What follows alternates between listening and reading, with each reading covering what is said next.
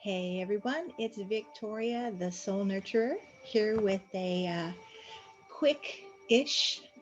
I'm going to try to keep it under 15 minutes, but a quick transformational tool offering. And I'm going to talk a little bit about the new moon in Capricorn tomorrow. It is the first new moon in the new year, and I know a lot of people get delighted about the new moon because it's a reminder of a new beginning. We get to set intention and plant some seeds of possibility. But I believe that any time, any moment is an opportunity for that new beginning to set intention to really bring some fresh perspective and some visioning potential towards what we have yet to achieve. So, but that, it's fun to kind of track these natural cycles, the new moon and the full moon and all of that. So, I'm going to talk a little bit about that and offer you a transformational technique that I love that I used to teach when I would teach conscious eating workshops years ago. And it's one of my favorite go-tos. I'm just turning my music down for a moment, and I want to mention this music that I purchased from indie music from a guy named Chris Collins. I love his music, and so that's what you're hearing playing in the background here.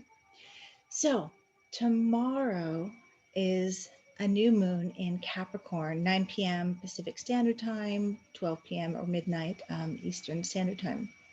So, Capricorn. Now, I can say a few things about Capricorn energy and qualities because we all really were saturated in it in 2020.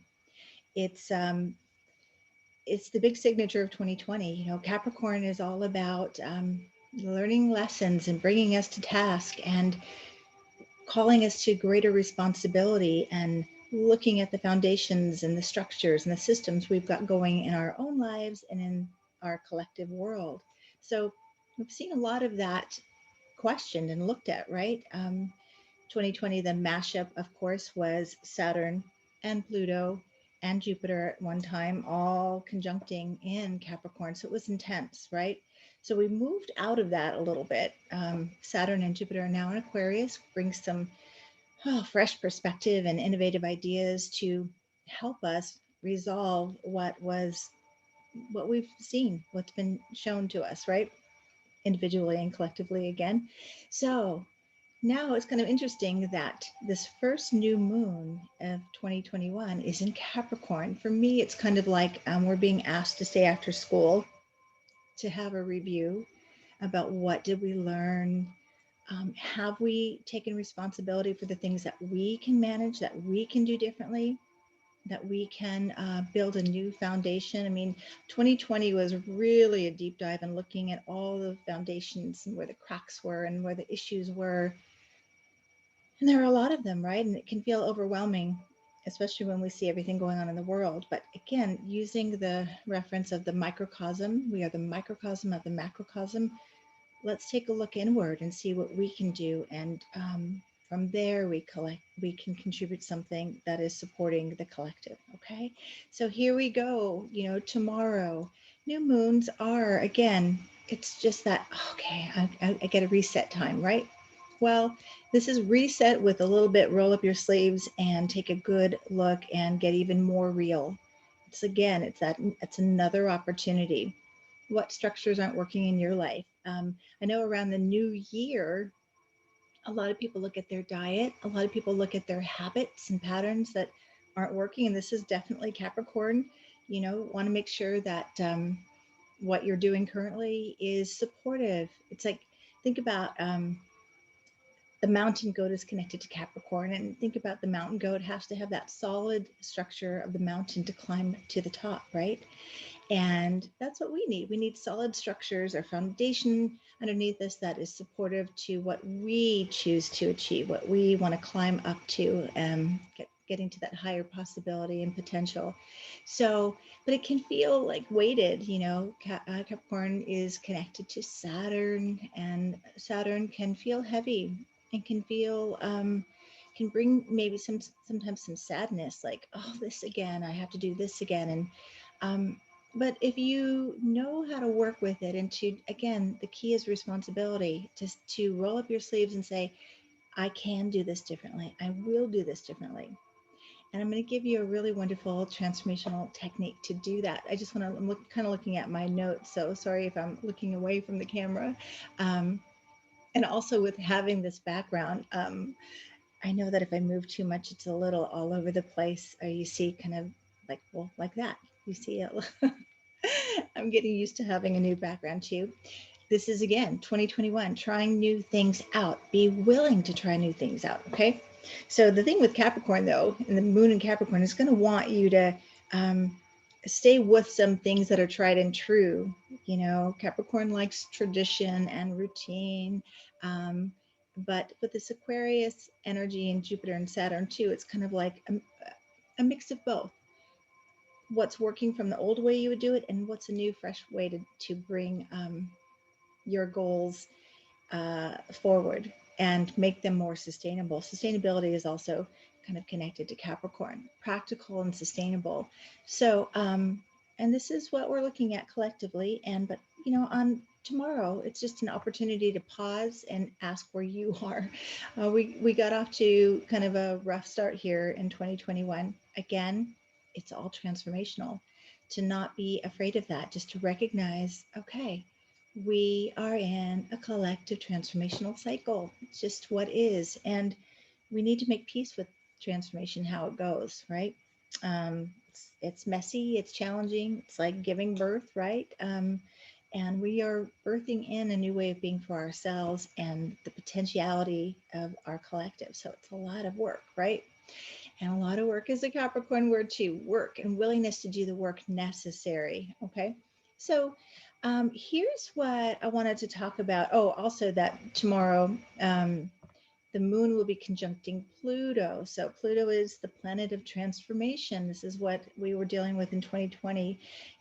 Pluto is still in Capricorn, will be there until 2023. It's like, you know, talking about staying after school, really reviewing everything we went through, so we have the highest potential for that transformation to take place, for the highest possibility of the greatest transformation. So um, we're not out of, again, the transformational waters, even though we're in a new year. And a lot of times we have this association, new year, everything is okay, or it's a new moon, yay, I get to start again. And we get into this magical thinking rather than recognizing natural cycles, right? And that's what astrology really is. It's just this representational system that we can reference against our our natural human cycles and our behaviors, and we're sort of tracking and seeing um, what we can learn from that, so we can grow through what we are brought to.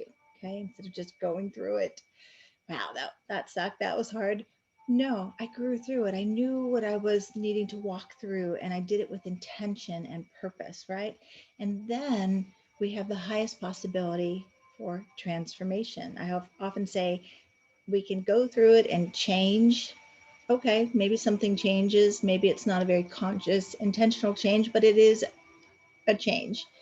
Or we can set intention, recognize what we're being asked to do, and then move through with intention and transform. We grow through it. Okay. So here is my little tip that, or transformational tool that I love, that every time I share this with my clients, um, they laugh, first of all, because it really, what it does is it helps us bring our subconscious patterning to conscious awareness. And when we have conscious awareness, we can change it, right? I always say ABCs of transformation: awareness before choice. We have to be aware of what we're already doing before we can decide to do something different. And this is why a lot of times people come to someone like me, a transformational hypnotherapist, soul guide, to illuminate those unconscious patterns or subconscious underneath the conscious awareness. And I always tell my clients, you are the expert of you, and you already know what would be better, but you're blocking that knowing, because we get into these associations with things. We have, like, we create, you know, fantasies, and we romanticize habits and patterns, and we have associations that keep us locked in a way of being, especially when it comes to food. So, again, a lot of times in the new year, most people are looking at their diet, their health, their fitness. So, I'm going to talk to you about this technique that I came up with to bring awareness. Here it is. It's kind of fun, but it actually will instantly break the happy association with the food that you have, so you can make a choice that is real, a place that is more supportive, more life supporting to you and your body. Okay, so here's what you do. You get out an index card. I don't know if you can't really see that. This is kind of a big one. You get a small one. I do recommend the smaller ones because you can just put them in your purse, or in your in a folder or something where you can pull them out quickly and take a look, or you can put them in your kitchen in a little box. And here's what you do.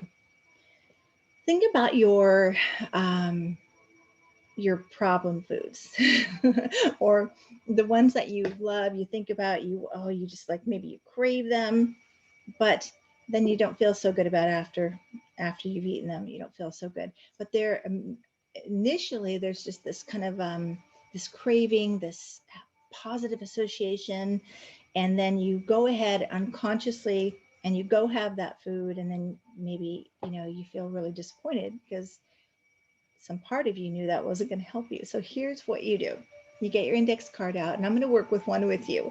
One of mine is that I have this, you know, challenging relationship with, and food can be like being in an abusive relationship. When we're in an abusive cycle of any kind, we can overlook the things that are harming us because we like something about it or we love something about it. So for me, cheese. I do love that melty kind of, you know, cheese flavor on foods, or in my salads. But so there's this association, like it's a comfort food, like macaroni and cheese. Oh my goodness, two of my can't do's because of the gluten and the dairy. But I still have this macaroni and cheese. Now here's what you do. You get your card out and you write out cheese. I should do macaroni and cheese because now I'm having this like association to happy memories of it. And the thing about food, in our food file, we have all these references that are not supportive because we get a lot of information around food when we're growing up that is not real. It's not helpful. Like, food is associated with reward and comfort and celebration, right? And so this is why it's a hard thing to shift on your own, just like by saying, I'm not going to eat cheese anymore, I'm not going to eat chocolate anymore, or I'm going to stop drinking, or whatever it is for you. So this is a good way to really break that false association and get real with what you're doing, right? So I write cheese on the top of my index card. Now I've got all these positive associations to it, but they're not true. So what's true? I retract this over time, all the times I've eaten dairy, and I journaled about it. But really, you can drop in any moment, close your eyes, ask your body, which is the truth teller, when you think about cheese and eating cheese, what happens when you eat the food that you're going to be working with? What happens? And again, we want to drop out of our positive association with it to getting real with it. So for me, when I eat cheese, what happens? Maybe not immediately, but you know, soon after. So you're gonna have to track your own problematic foods, but and get real, get honest, and you write it down. So when I eat cheese, okay, not pretty. I experience some bloating. I experience some congestion and even an allergic reaction. I remember one time I was eating cheese, and my uh, someone who's a nurse said to me, "I think you're having an allergic reaction," because my throat was I was trying to clear my throat a lot, and then no, oh no, I'm fine. I said, I can eat cheese. I can eat cheese. We tell ourselves these stories and we get stuck in the stories, and because we're not really willing to face the truth about the thing we're doing. But when we do, then it's easier to shift out of those patterns into something more life supporting. Okay. So, yeah, and I have some digestive issues when I eat cheese. So that's on my card. Okay. So now when I say, oh, I'm craving some cheese, and I also have a similar thing with gluten, it doesn't work well in my body. I'm really wanting some cheese. So to break the myth of my connection to cheese, I'll take my index card out, and instead of saying, I really am craving cheese, I will say, this is where it's funny, yeah, I'm really craving some bloating and some congestion and some digestive distress. Yeah, that's really what I'm wanting. No, it isn't. That is not what I want. But when I say it out loud, it breaks that sort of love affair that, you know, it breaks the bubble of not being true. That that association that pulls us in a direction that isn't helpful for us. So suddenly now I'm real. I know that cheese is not helpful for me. And so then the next step, really, if you're still going to make the choice, that's another area to look at. You know these things, you know, what this substance or food does to your body. You know this. Now, two next steps is, you know, if you're still going to eat the food, and I've done this, so I'm not shaming anyone because I've had this battle back and forth, back and forth. I convince myself it's okay. And, you know, moderation, sometimes it is, but, you know, it can easily get over. I can easily convince myself I can eat cheese. Okay. Anyone know what I'm talking about? So the next step is to ask, well, what is your relationship with your body? Are you, are, do you care about your body? Are you connected to your body? You know, I like to think about our bodies as our longest companion, our nearest and dearest friend, and we need to learn to have compassion and awareness for our bodies, right? So, again, this is a great opportunity with the new moon in Capricorn because Capricorn is like, get real, take responsibility, taking responsibility for how we take care of our bodies and getting real about what we're putting in our bodies. So, this is just a way to say, you know, break the associations. We have a lot of associations to foods, habits, patterns, ways of being that aren't really true and they're not supportive. Okay. So, relationship to body, you know, more compassion, more connection, and then to just notice what habits and patterns you're still doing that were done to you when you were a kid, perhaps. Like, so for instance, if you know, your mom wasn't available to teach you about healthy eating and maybe even neglected you a little bit, you may have a tendency to neglect yourself and not take the time to educate yourself. So the last ingredient is the more you love yourself and have acceptance for yourself, but just really up leveling to more love, more self love, the more love you have, the more of a conscious choice you're going to make. What's best for you? What's best for your body? But this little index card really helps, you know, and before you know it, you don't even need to write it down. You can quickly say that first impulse, oh, I really want some cheese. Wait a minute, cheese causes all these terrible things. I don't want that. That's not what I desire. It's not what I'm craving. So then the last step is, well, what is it you are wanting instead? You want your body to feel good. You want to feel energized. That's what food is for, right? So on the other side, you write some healthy choices. What can you do instead of the thing you have been doing that is not helping you? So for me, I've identified some things that I can do instead of dairy. I can do a vegan cheese, and they're getting better at making those kinds of cheeses that can kind of get melty and gooey. Like, yeah, there's still a positive association, but it doesn't hurt my body, right? And hemp hearts on my salad really tastes cheesy to me. So I've got some choices. So the key is here, though, you really have to identify some choices that you can step to that fulfill your intention of doing it in a new way, a better way, a healthier way, that doesn't hurt you, that it helps you, right? This is where we get real about our patterns and behaviors. I like to say that a lot too. Does it help you or hurt you? And if you're making choices that hurt you, well, it's time to look at what's going on there. And it's a time to check in with what your level of self love is, okay? So I want to hear about this. I want to hear about some of your problematic foods, and be real and put it in the comments. What's a food that's a problem for you, but you still eat it, or you still drink that Diet Coke because you think it's less calories, and it's better for you? But get real. And if you can't connect your body to see what's doing in your body, Google what is happening in your body with the foods you're putting in it, right? This is a time to get real. Take responsibility for what is yours, which is your life, your body, your being, your mind.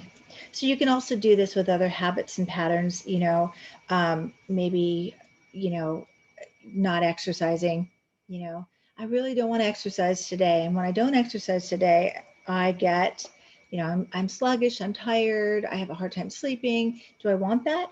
Or what do I want instead? Make the choice for the healthy direction you want to move into. And the more you look at that and reinforce, yeah, wait a minute, I really do want more energy and more vitality. I think I will exercise. I'll skip the cheese too. All right, that's all I have for you today. Please like this video, subscribe to my channel if you haven't yet, share with your friends, offer suggestions for more topics to be covered going forward in 2021. I am going to be here committed to bringing content that supports you, nurtures your soul, inspires your journey. So I'm open to anything you have to share, and comment below with whatever you want to share. I want to hear from you because it's fun to know that people are out there with me on this journey. All right, take good care, nurture your soul and your potential so that you can experience all you desire in 2021 and beyond. Thanks for being with me. Take good care. Until next time.